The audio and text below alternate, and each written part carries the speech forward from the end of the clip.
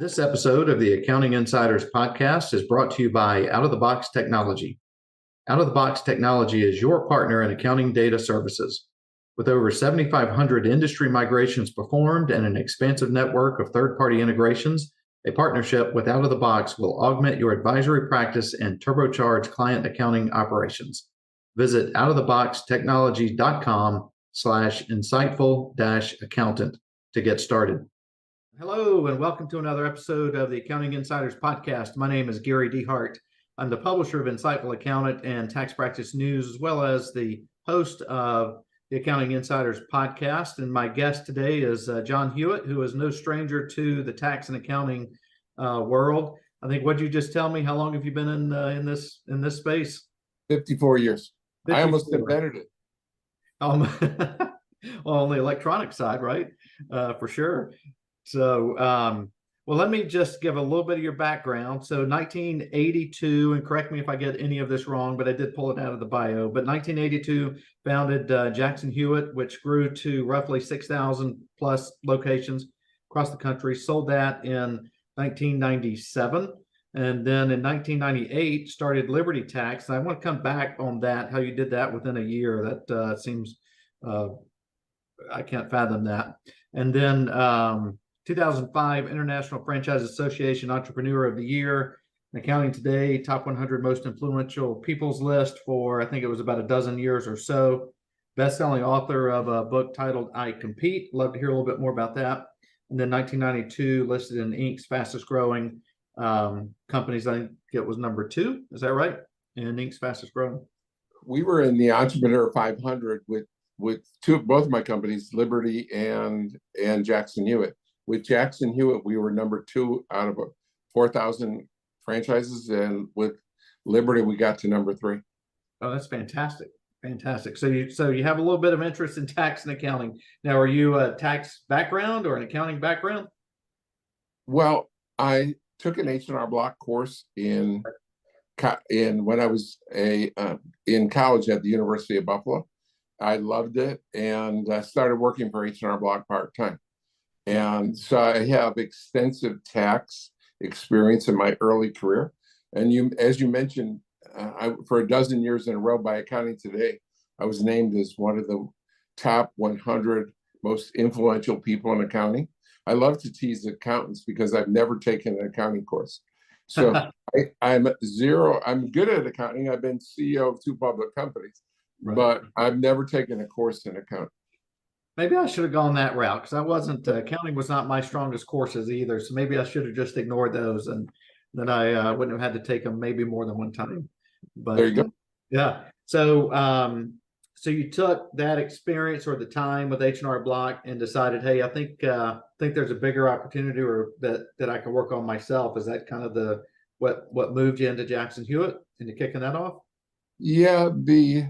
Well, first of all, I was with H&R Block for 12 years. Okay. And I was a regional director, managing 250 locations.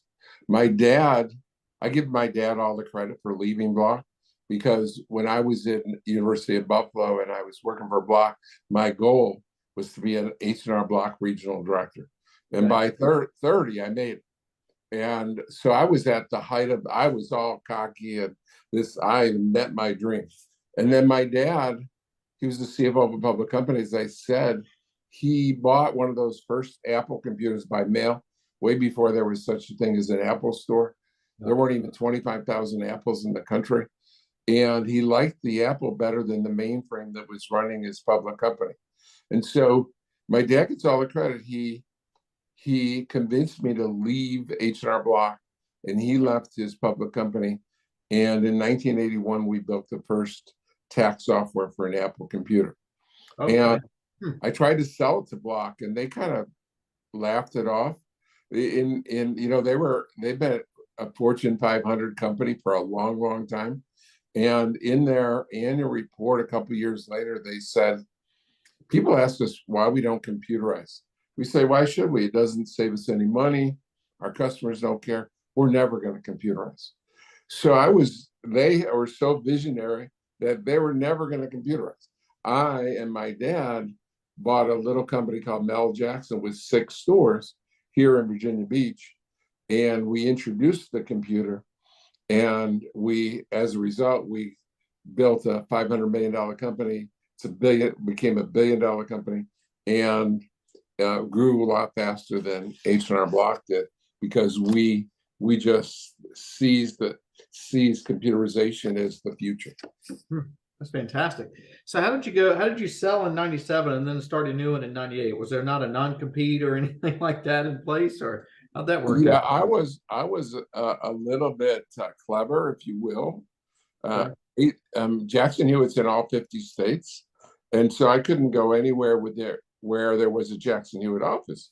But remember, I grew up in Buffalo, and I knew the Canadian tax system, and I knew how well H&R Block did in Canada, and there were no Jackson Hewitts in Canada. So we opened Liberty Tax in Canada.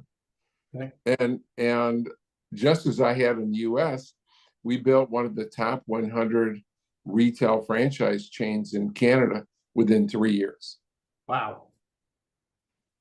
Now what, so obviously you've got a bend towards sales. I mean, sales has got to be a core of that, right? And what's the driver? I mean, was it number one? Do you think it was sales of, hey, we see an opportunity, we understand the business. Now we just have to put together a sales and marketing package and go out and make it happen. I mean, is that just, how do you do that? So I'm not sure if you're asking me what our goal was or how I did it. Probably or how you did it. Yeah.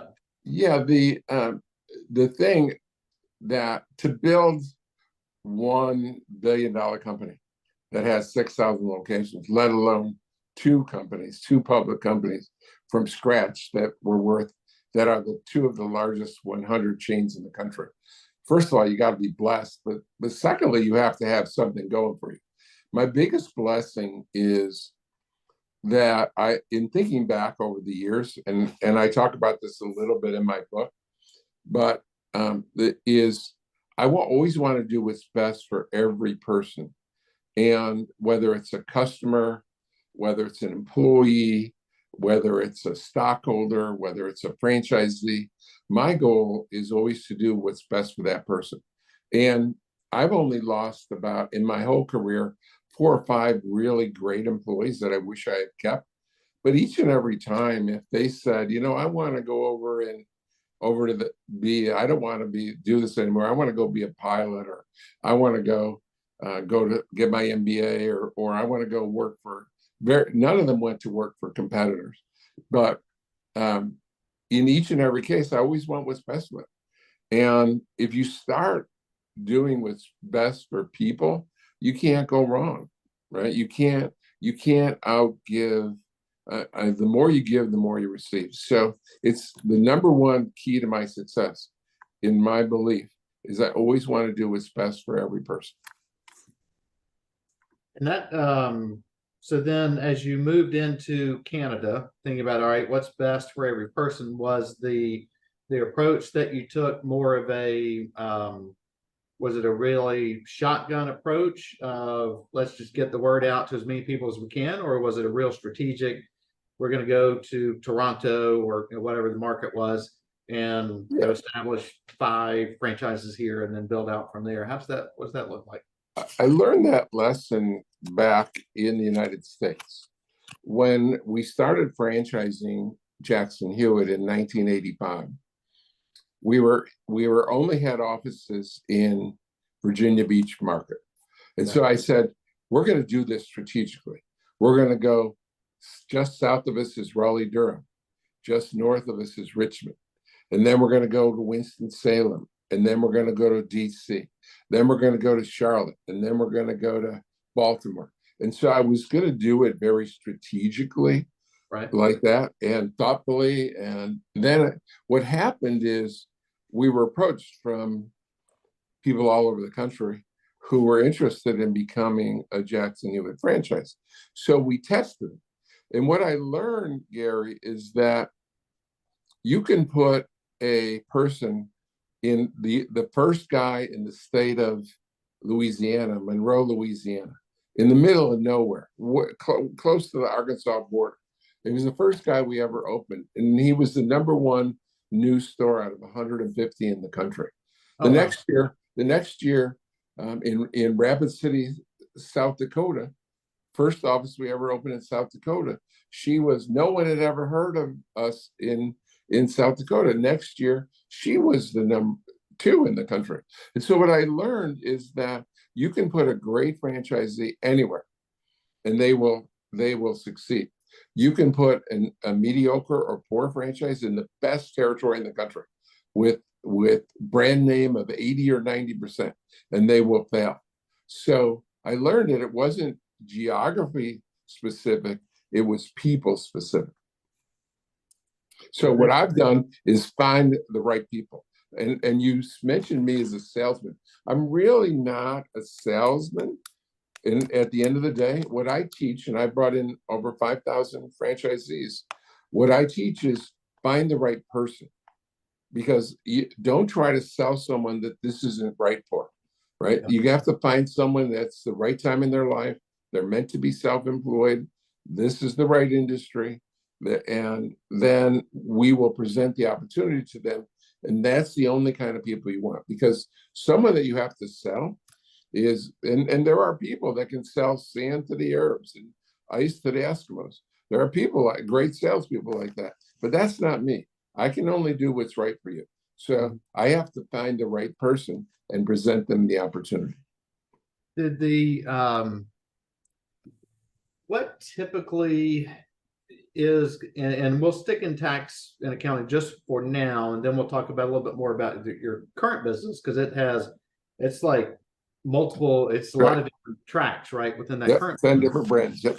Yeah. So in that tax and accounting side, is there in your history, is it more, were the franchises that you sold under both brands, were they more to people who were already in tax and accounting, who needed the back end resources to be able to grow and expand their current business? Or was it somebody who was, well, I was going to say Joe Dog Walker, but I don't think we had dog walkers when you started it, but or was it somebody from outside the profession typically?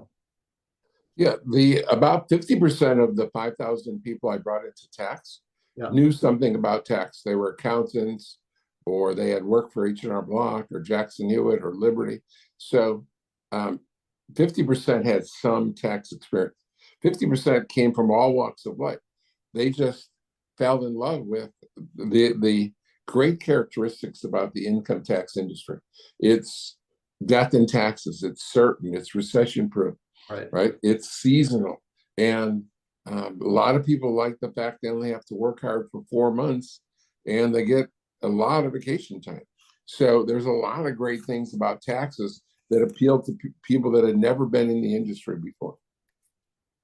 It was interesting. I was at one of the IRS nationwide forums, the one in DC, probably 3 or 4 years ago, and was on an escalator with the lady, and I asked her, like, so, what's your business like? What do you do outside of tax season? She's like, I don't do anything outside of tax season. She's like, I work my tail off from, whatever the dates were, January through May. And after that, I enjoy the fruits of my labor, which that's very attractive, right? That's a lot to be said. Yeah, a lot of people like that. And about 2/3 of our franchisees that I brought in are like that.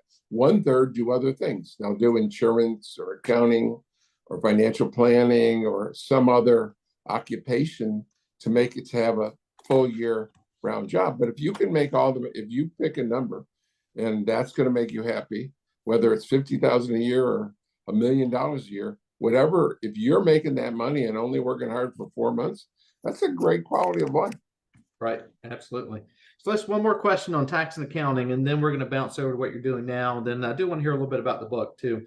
So tax and accounting, what do you see in, obviously, like you just said, it's death and taxes. So it's going to be with us. How much has it changed though with, and again, I'm not a tax accountant, but how much has that business changed with just changing regulations and rules from the IRS over the past few years, and what does that look like moving forward? Yeah, the biggest change, obviously, over the last 25 years is the internet and online filing, right? And to put it into numbers, when I started in 1969 preparing taxes, only 25% of the people prepared their own rate. I'm sorry, went to a tax preparer. 75% of the people did their own return. And that rose about 1% a year for 36 years or 26 years. That more and more people began to go to a tax preparer. And so it peaked in 2005 at 60% of the people paid a preparer and 40% did their own. Well, about that time, the internet was beginning to go crazy and people were beginning to file online. But it wasn't the people who were going into a preparer, it was the people that were doing their own return by pencil and paper. Okay. And so today, 28 years later, or I'm sorry, 18 years later, about 60% of people pay a preparer and the other 40% do it online. Back then, back in early 2000, virtually all the people did it by paper and pencil. Today they do it online. And so it's mostly had an impact in stopping the growth of more and more people going to paying a preparer. But people still seek a preparer for confidence. People are afraid of the IRS. I feel like sending them a thank you card at least every week, if not every day. They send them a letter. They audit them. You hear they put people in jail. They fine them. You hear all these horror stories that it seems like, if not true, the IRS has more power than any other agency. And that scares people. In my career, I've had tens of thousands of people say to me, I'm afraid of the IRS. Not one person's ever said to me, I'm afraid of the FBI or I'm afraid of the CIA. So that fear drives people to come and get a preparer. They want someone to sign the return and be between them and the IRS. And that's created a lifelong career for me. That's fantastic. And so you took kind of the franchise mentality, and now you said there's 10 brands under or is that you call it a brand under Loyalty Brands? Exactly. Okay. And when I was looking on the site earlier, it's a pretty diverse group of products. How did you end up going from, we're highly focused in tax and accounting to this kind of a basket of brands under the Loyalty umbrella? Well, it was sort of by accident because, as you pointed out, when I left Jackson Hewitt, I had a non-compete. When I left Liberty Tax, I had a non-compete. And during my non-compete period, I was having a dinner with an attorney that had worked for me both at Jackson Hewitt and at Liberty. Yeah. And he was a franchise specialist. And he said, well, you're not in taxes right now. Why don't you get out of the tax business? He said, I have this business broker that they're making tons of money, hand over foot. They've got great system, but they can't bring in new franchisees. They've been in business for 13 years and they only have 15 franchisees. Why don't you go to companies like that and partner with them and merge with them, and you can be the sales arm and the mentor arm.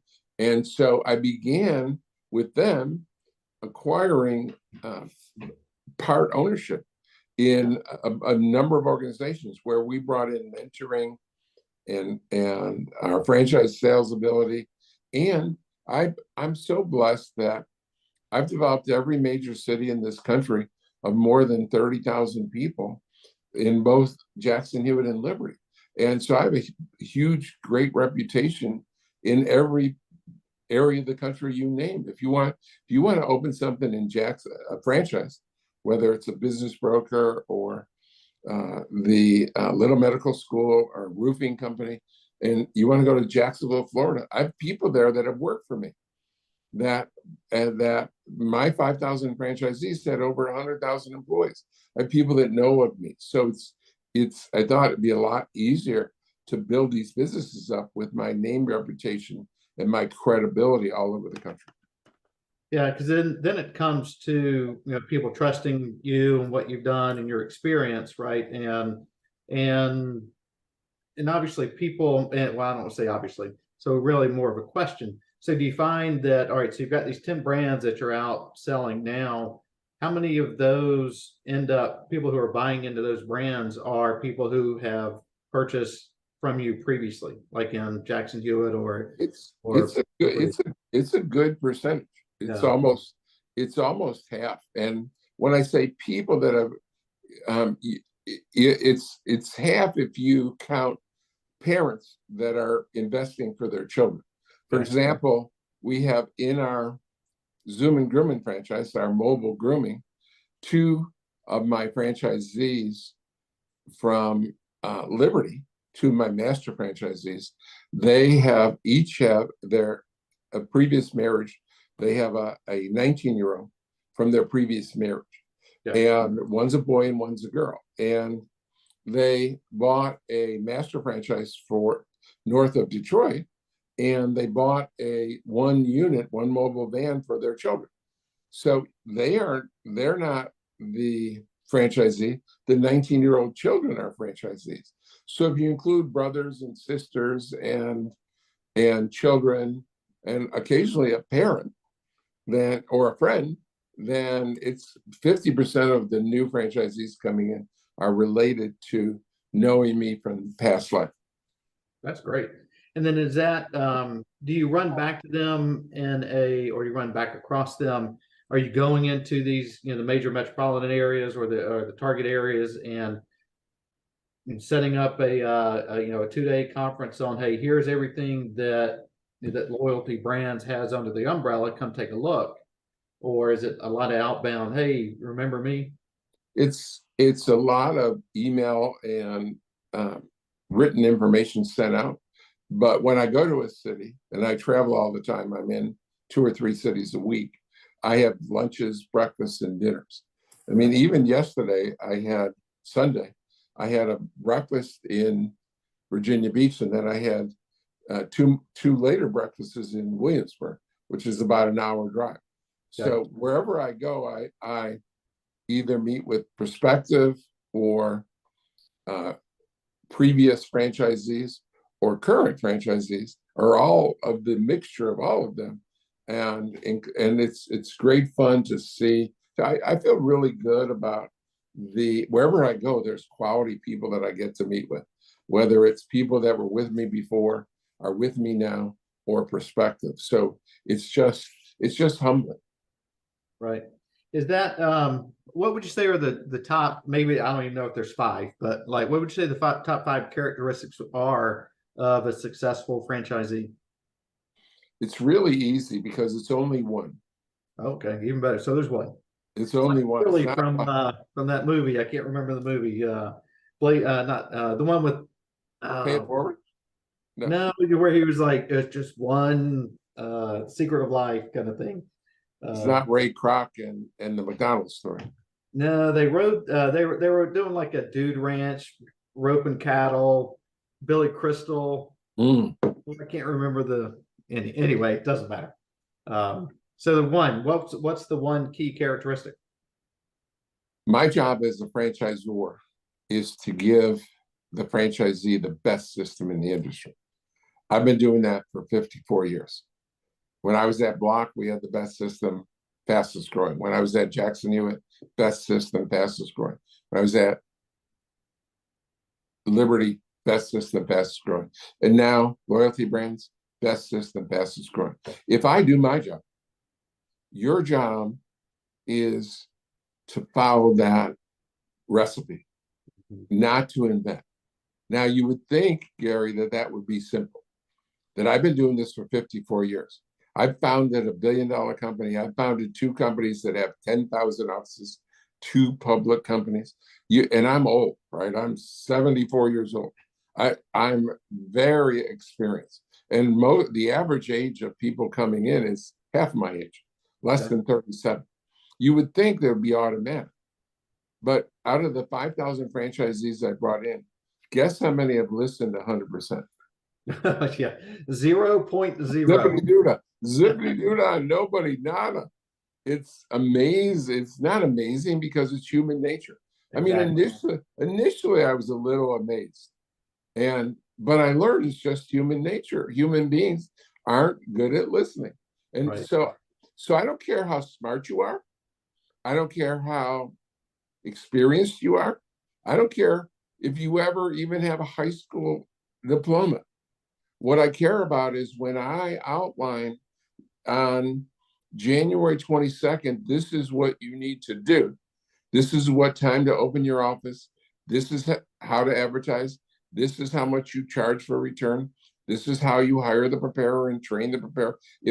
I'm going to give you exactly what you need to do. Now, you'll see if in my book, for example, when I published it 8 years ago, we had already created 800 millionaires. The millionaires listed 98% plus. But I've also had 1,000 people that went out of business. They failed. And they listen less than 90%.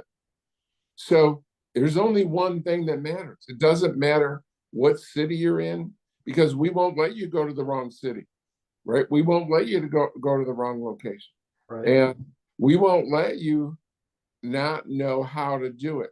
When you don't follow the system and aren't succeeding, we email you, then we call you, and then we come and talk to you and say, Gary, you're not listening. You need to change or you're going to fail. Right. So in a way, I don't feel bad that they fail, because they are not, if we are obnoxious in telling you, you're not following the recipe. If you bought, I don't cook anything, but if I was going to try to cook something and bake the greatest cake ever, and I got a recipe from the greatest chef ever, the baker ever, and it said to put in a 1/4 pound of sugar, why would I put in 1/3 of a pound? Right. Or 1/8 of it? That's just crazy, right? So it's only one thing. It's that important. You must follow the recipe. That's my job. I've done it well for 54 years. Your job is to follow the recipe. Is the when you're meeting with people and going through that process, can you on the front end decide this person's going to listen, that person's not going to listen? Or do you have I imagine after that many years, you've got a gut feeling for who will and who won't. Well, you know what? I'm not an expert at it, because everyone says they're going to listen, even though I tell them no one ever has, right? Right. And I'll be the first one. Yeah. Out of the 5,000 I brought in, at least 500 told me, I'm going to be the first person to ever listen. I'm going to surprise you. I'm going to be the first person. So some people even get cocky and say, I'm going to listen. No one dares tell me they're not going to listen. Right. Because if you tell me that, then I'm not going to sell you a franchise, because I get to pick you and you get to pick me. But I've been surprised over the years, even with bringing in 5,000 people. Sometimes people surprise me favoritive, and sometimes they surprise me negative. But at any point in the process, if you're not following the system, we say, you know what, this isn't right for you. This isn't right for you. You need to, here's your money back, go away. God bless you. You're not going to listen. You're not going to succeed. So there's many people in the process we turn away and say, you know what, you're not going to listen. So you need to go do it. You need to go find somewhere else to be extraordinary, because it's not going to be here. Right. Okay. One more question around franchising, then I want to talk about your book, or have you tell me about the book, because I haven't had a chance to read it. And that is like, interest rates, what, 7%? I don't know what they are today, 7-8%. does that impact your business directly, kind of the franchise sales side? Because I've never looked into how franchises get financed. So how It's does that impact you? no significant impact at Okay. all. Okay. And then, so on the book, and again, last two things I do want to touch on is your book and then your podcast. And that, it seems like they're probably fairly intertwined. So we might kill two birds with one stone on this one. So Awesome. iCompete is the name of it, right? iCompete. Mhm.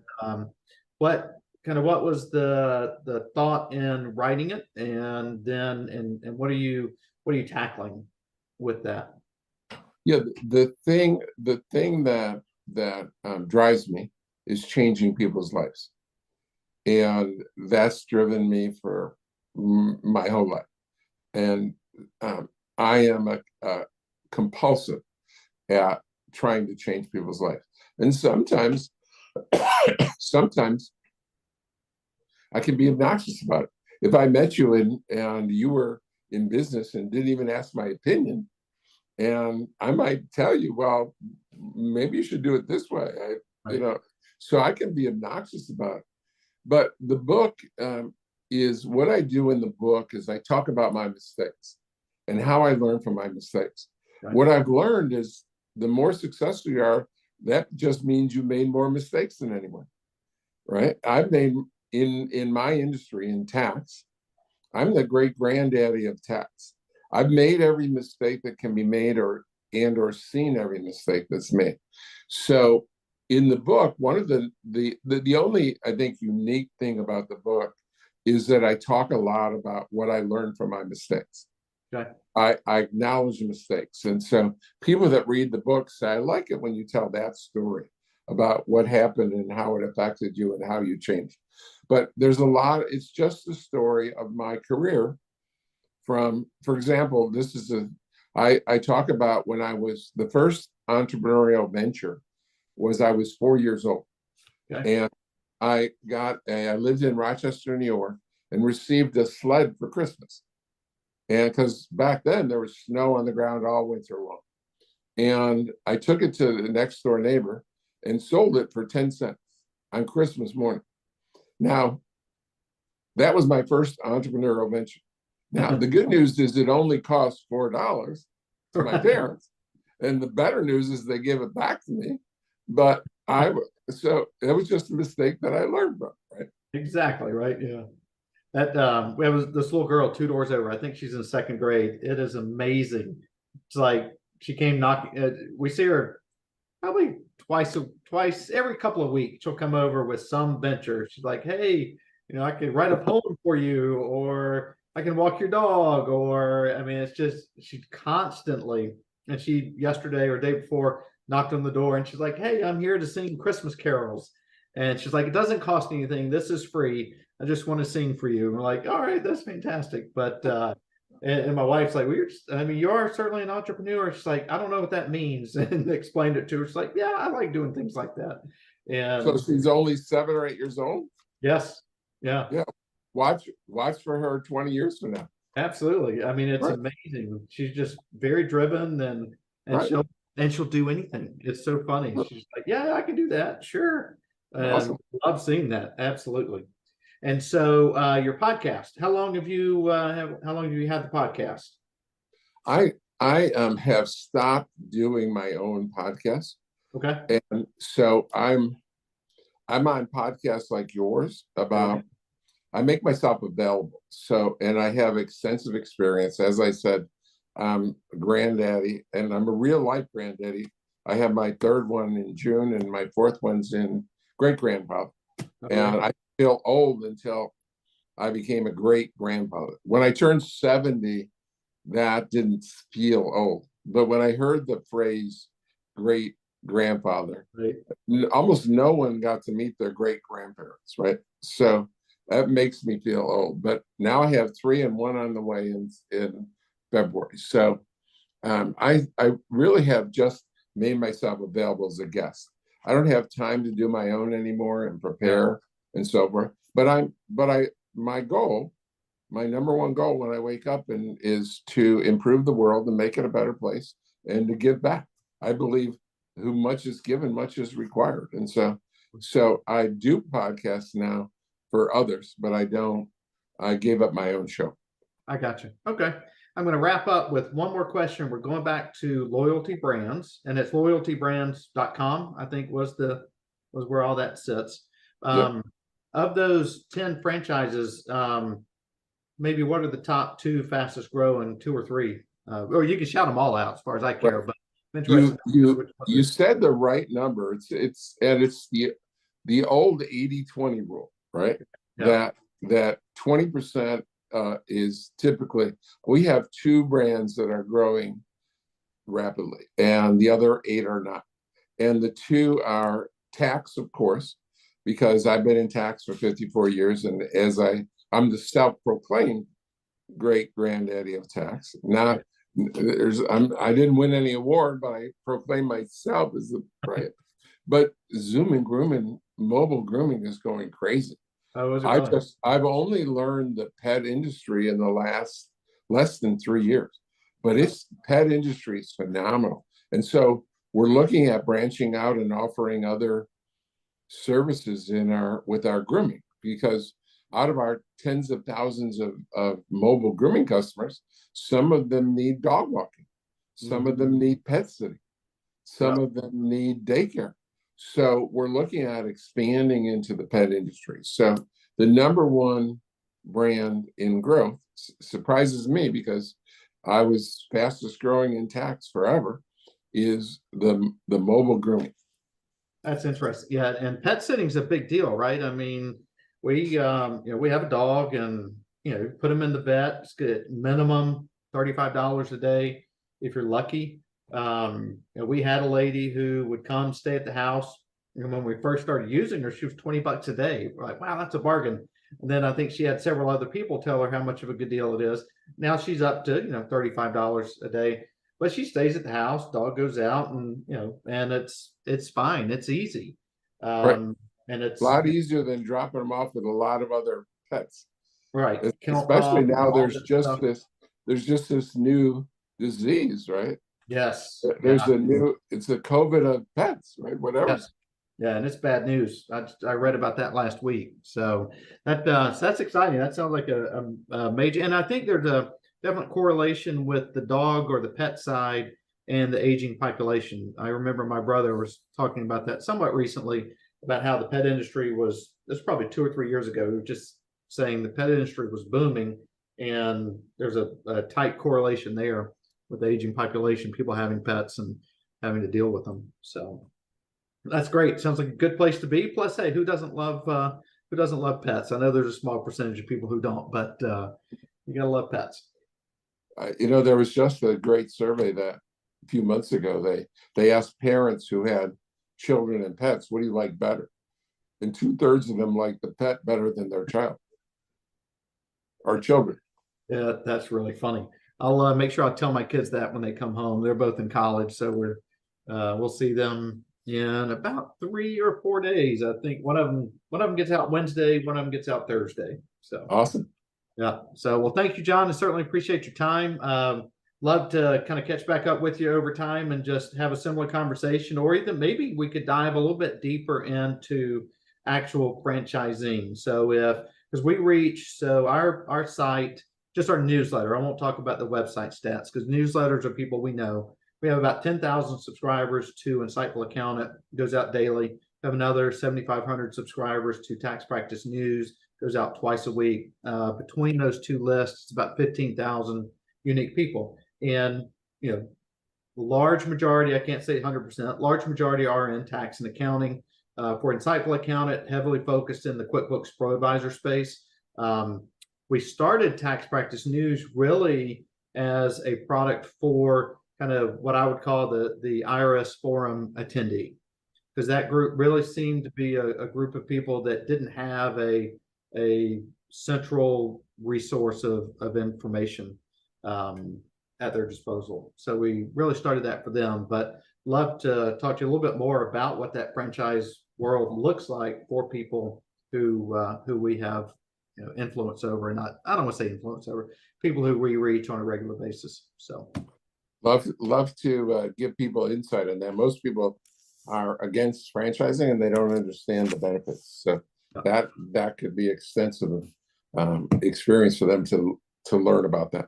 Yeah, I think it's more you go in thinking, well, it's just going to cost me money and Right. not understanding what that back end, all the back end support, or even the front end, right? Of having somebody in your ear saying, you have to do this on February 15th, you have to do this on January the 22nd, or whatever it is. You have to, McDonald's, we mentioned that earlier. You have to put the pickles this way and this much mustard, this much ketchup, this many onions. Exactly. So, well, Exactly. Consistency is very important. right, and it matters. So we'll certainly appreciate your time. Thank you so much. It was nice to meet you. Maybe if you're ever in the Atlanta area, let me know. Let's grab a breakfast, lunch, or dinner. Definitely do that. Thank you, Gary. Have a great day. Appreciate it. Bye-bye. This episode of the Accounting Insiders podcast is brought to you in part by Xero. Xero is a powerful cloud accounting software that improves efficiencies across your practice. With all client data stored on a single unified ledger, you and your clients can easily access and collaborate on the same set of books. Xero's advisor tools and automation solutions reduce time-consuming manual tasks and put data entry on autopilot. Work faster and more efficiently than ever before with Xero. Visit xero.com/accountinginsiders to learn more.